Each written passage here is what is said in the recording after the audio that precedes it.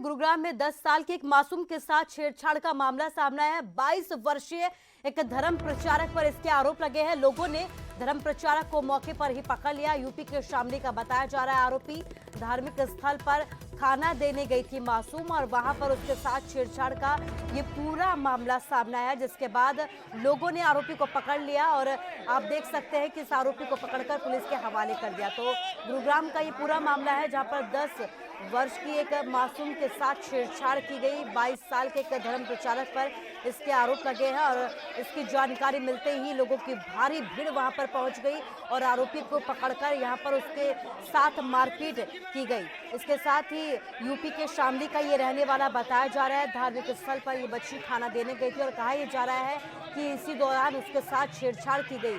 जानकारी मिलते ही लोग वहां पर पहुंच गए और लोगों की भीड़ आप देख सकते हैं कि यहाँ पर इस धर्म प्रचारक की जमकर धुनाई कर दी गई। तस्वीरें आपको दिखा रहे हैं, गुरुग्राम की ये तस्वीरें हैं जहां पर लोगों ने जमकर बवाल काटा, जमकर इसकी पिटाई की। गुरुग्राम की तस्वीरें हैं जहां पर एक 10 साल की मासूम के साथ छेड़छाड़ हुई और छेड़छाड़ के बाद आप देख सकते हैं कि किस तरीके से इस धर्म प्रचारक को लोगों ने मौके से दबोच लिया और यहाँ पर उसकी जमकर धुनाई कर दी। तस्वीरें आपको दिखा रहे हैं गुरुग्राम की, ये पूरी तस्वीरें हैं।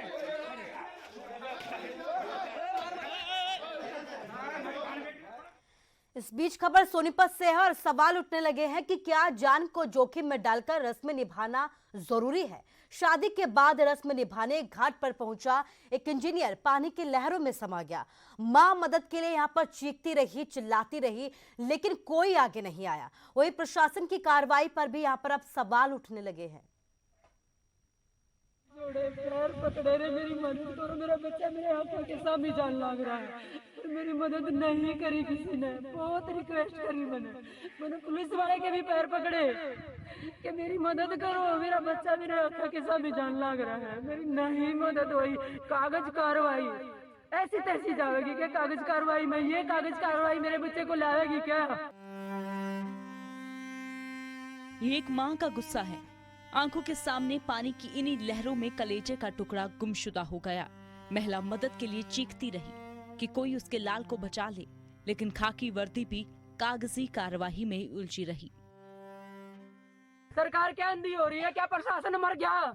एक नेता का अगर कोई बच्चा मर जाए तो उसके पीछे ये दुम दबा कर भाग लेते हैं। ये मेरा बच्चा है, उसके लिए इन्हें सुनाई नहीं दिया क्या? अंधे हैं, बहरे हैं। पूरा मामला सोनीपत का है, जहां शादी के बाद रस्म निभाने आए इंफोसिस के कर्मचारी संदीप पत्नी और परिवार के साथ में मारपुर घाट पहुंचे, लेकिन पैर फिसलने से वो पानी में बह गए। संदीप को कंपनी की तरफ से कनाडा जाना था, उससे पहले ही घर परिवार में मातम पसर गया। ये एक रिचुअल है बेसिकली यहाँ के लोगों का, ठीक है। मान्यता है कि शादी के बाद आपको यहाँ पे जोड़े को नहला के लाना होता है।